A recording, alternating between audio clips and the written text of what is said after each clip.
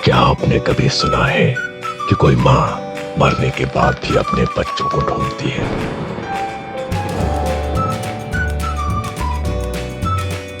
एक गांव है बेलपुर। दिन में बिल्कुल आप, पर रात होते ही यहाँ की हवा भी सांस लेना भूल जाती है। लोग कहते हैं कि रात में उन्हें पीपल के नीचे एक औरत बैठी दिखाई देती है, गोद में बच्चा, पर होठों पर एक ही सवाल, मेरा बच्चा कहाँ है? बेलपुर एक छोटा सा गांव। इसी गांव के आखिरी छोर पर था रघुवीर का घर।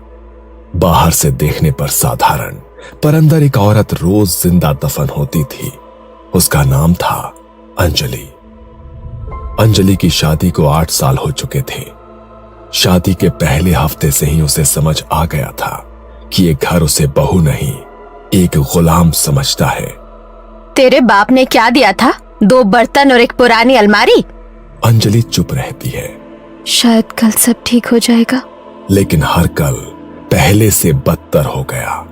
शादी में जितना खर्च किया उतना तो आज तक वसूल भी नहीं हुआ है। साल बीतते गए, घर में कोई किलकारी नहीं गूंजी। पहले फुसफुसाहटें थी, फिर ताने बने, और फिर ये ताने अंजलि की पहचान बन गए। सुबह का वक्त था। अंजलि चूल्हे पर रोटी सेक रही थी। उसके हाथ कांप रहे थे। सास ने पड़ोसन से बात करते हुए जानबूझकर ऊंची आवाज में कहा, आजकल की लड़कियां न जाने क्या खाकर आती है मायके से। शादी के इतने साल हो गए, एक औलाद नहीं दे सकी। अंजलि ने पीछे मुड़कर कुछ कहना चाहा, लेकिन शब्द गले में अटक गए। रघुवीर हंसते हुए बोला, अरे माँ छोड़ो ना, किस्मत ही फूटी है इसकी। मेरे दोस्त के घर देखो, शादी के 2 सालों में 2 बच्चे। अंजलि ने चुपचाप रोटी पलटी। उसकी आंखों में आंसू थे, पर आवाज नहीं। एक दिन अंजलि के मायके से उसके माता पिता आए थे। माँ ने बेटी को देखते ही समझ लिया कि कुछ बहुत गलत है। अंजलि खाना परोस रही थी। बहू, थोड़ा तेज चलो। वैसे भी तुमसे क्या उम्मीद रखे? ना घर बढ़ाया ना वंश, कम से कम खाना तो गरम खिलाओ। रघुवीर अपनी मुंडी नीचे करके हंस रहा था। अंजलि की माँ रेखा ने बीच में कहा, बहन जी, डॉक्टर को दिखाया क्या? ससुर भैरव सिंह ने हंसकर जवाब दिया, दिखाया था। डॉक्टर ने साफ कहा कि दिक्कत जो है लड़कियों में है। ये झूठ था। कोई डॉक्टर नहीं, कोई जांच नहीं, बस इल्जाम। अंजलि का सिर झुक गया। उसके पिता कुछ बोलना चाहते थे, लेकिन बेटी की आंखों में डर देखकर चुप रह गए। धीरे धीरे ये बातें घर की 4 दीवारों से बाहर निकल गई।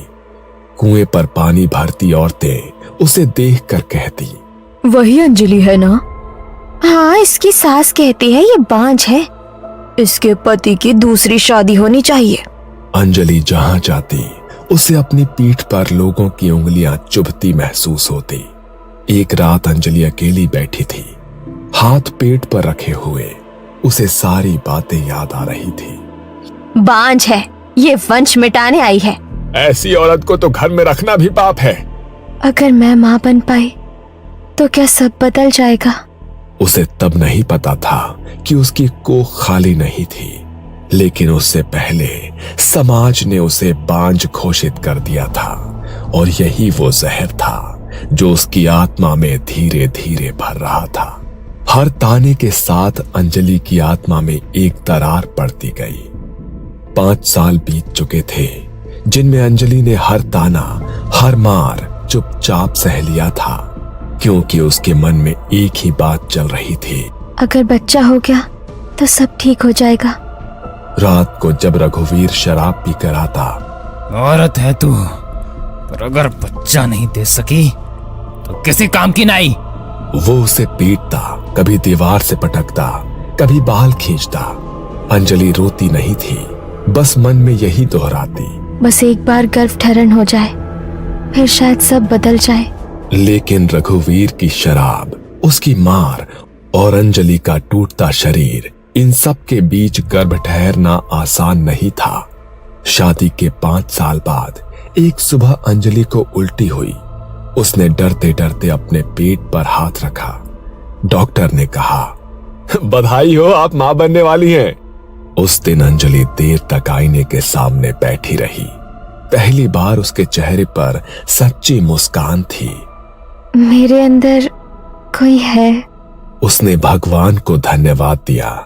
सोचा कि अब शायद सब बदल जाएगा, लेकिन घर में वो अकेली ही खुश थी। जब उसने घर में खबर दी, अच्छा है, एक बार बच्चा पैदा हो जाए फिर इसे मायके भेज देंगे।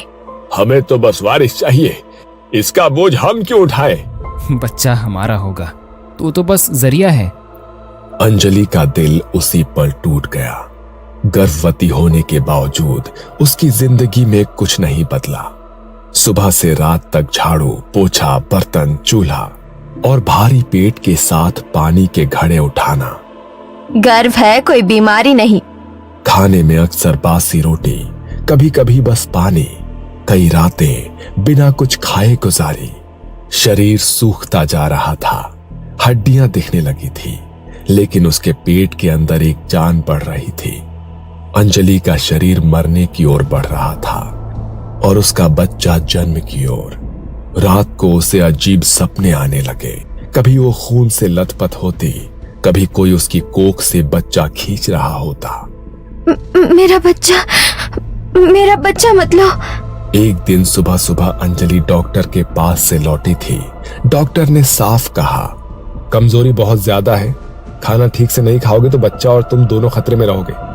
अंजलि ने बस सिर हिलाया था। वो जानती थी कि घर में उसकी सेहत किसी के लिए मायने नहीं रखती। ये क्या है? हम क्या जानवर हैं जो ठंडा खाना खाएंगे? पूरे घर में उसकी चीख गूंज गई।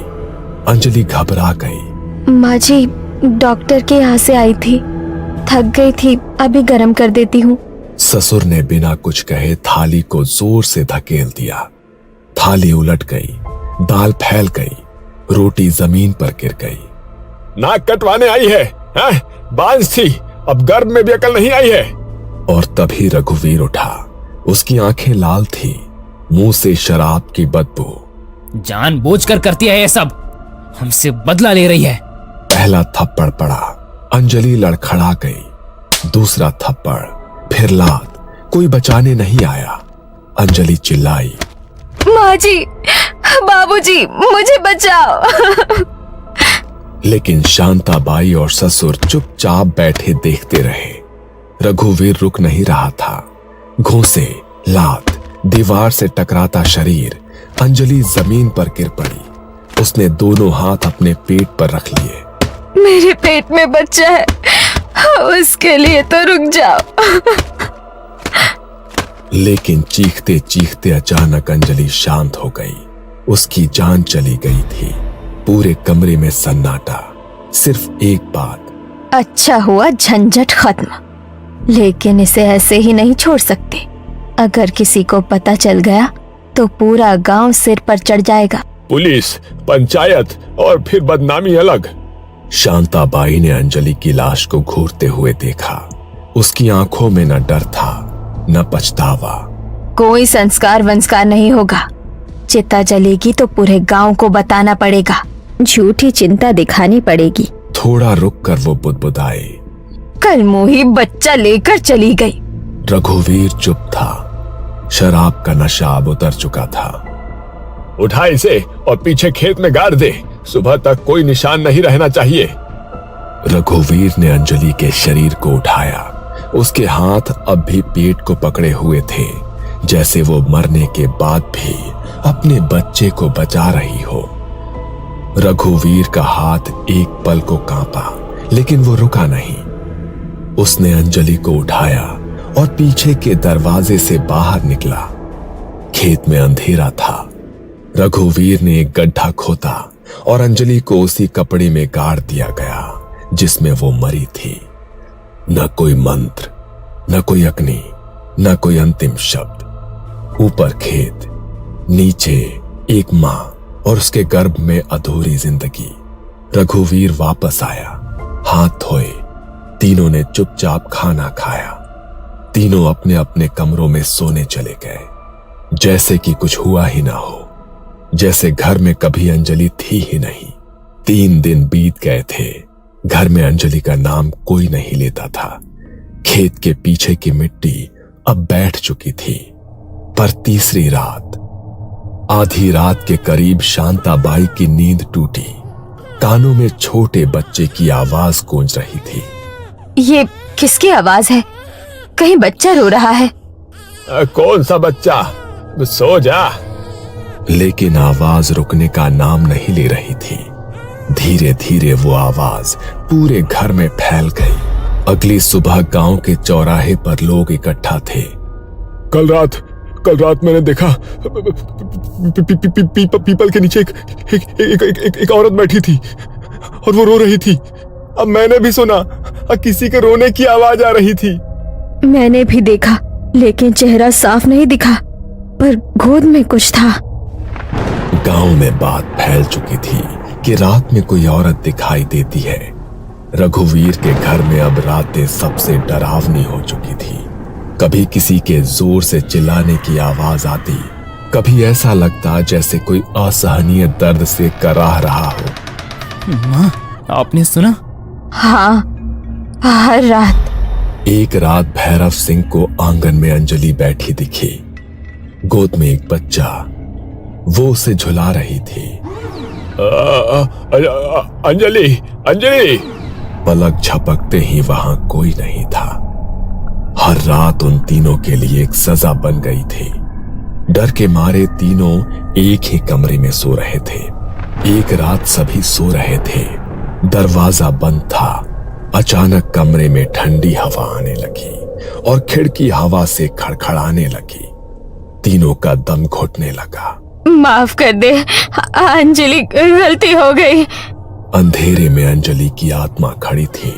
उसके बाल हवा में लहराने लगे। गोद में बच्चा। मेरा बच्चा कहाँ है? तीनों का दम घुटने लगा। वो चीख भी नहीं पाए। सुबह तीनों की लाशें मिली। उनका अंतिम संस्कार करने वाला कोई नहीं बचा। गांव में भी अब अंजलि का डर फैल चुका था। रात में कोई बाहर नहीं निकलता। बच्चों को अकेला नहीं छोड़ा जाता। ये कोई साधारण आत्मा नहीं है। गांव वालों ने तांत्रिक हरिदास बाबा को बुलाया। बाबा ने घर और खेत का निरीक्षण किया।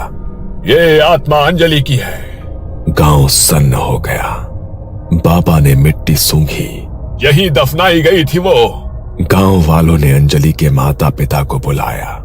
रेखा बेटी की खबर सुनते ही जमीन पर बैठ गई। मेरी बच्ची।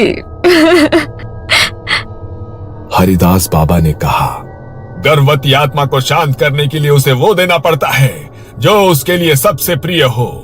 अंजलि की पसंदीदा चॉकलेट, बचपन की गुड़िया, उन्हें खेत के पास रखा गया। माँ और बच्चे दोनों को अग्नि दो। मिट्टी खोदी गई। अंजलि का शरीर निकाला गया। अंतिम संस्कार किया गया। आज भी जब आधी रात के बाद कोई खेतों के पास से गुजरता है तो हवा अचानक ठंडी हो जाती है। कहते हैं कि मिट्टी के उस सन्नाटे में एक साया उभरता है। गोद में बच्चा, आंखों में अधूरी ममता और होठों पर एक ही सवाल, मेरा बच्चा कहाँ है?